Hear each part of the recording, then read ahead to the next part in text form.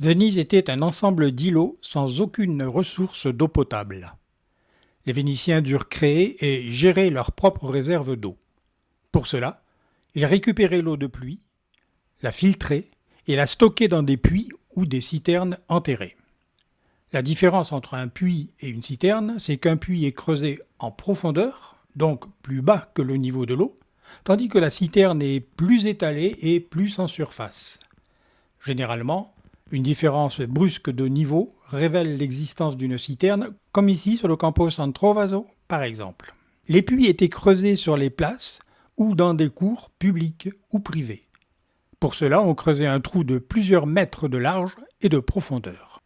On enduisait toute sa surface de terre argileuse pour assurer l'étanchéité de la future réserve d'eau par rapport aux éléments extérieurs.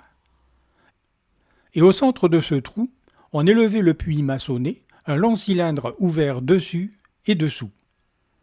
Ensuite, pour filtrer l'eau de pluie, on disposait de plusieurs couches de sable. Tout au fond, le sable le plus fin, surmonté d'une couche de sable un peu moins fin, surmonté lui-même d'un sable plus grossier, et ainsi de suite en plusieurs couches.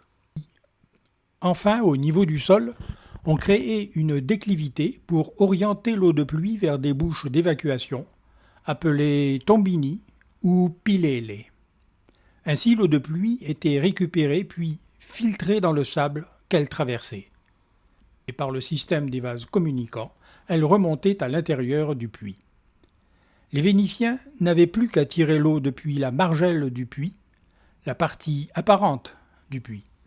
Pour certains avec un seau, pour d'autres avec une pompe à bras, selon les lieux et les époques. L'utilisation des puits était réglementée pour préserver cette ressource précieuse. Parfois, on créait aussi un ou plusieurs bols à même le socle de la margelle pour abreuver les chats, précieux auxiliaires dans la chasse aux rats. Il y eut plus de 6000 puits à Venise. Mais depuis 1884, un aqueduc apporte l'eau potable depuis la terre ferme. Les puits, devenus inutiles, ont été peu à peu détruits.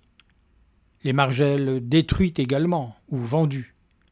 Il en reste actuellement environ 600 dans des lieux publics ou privés, donc pas toutes visibles. Parmi les margelles visibles par les visiteurs, certaines sont très vieilles, comme par exemple la margelle de l'un des 4 puits de San Geremia, du Campo San Geremia. Elle date du XIe siècle. C'est une œuvre d'art historique autant que toutes les autres margelles vénitiennes. C'est donc un sacrilège que de s'y adosser. Même si certaines personnes le font, vous ne le faites pas. Les margelles font partie du patrimoine vénitien et sont des monuments historiques à protéger, comme d'autres les ont protégés avant vous, pour que vous les admiriez de nos jours. Bonne visite!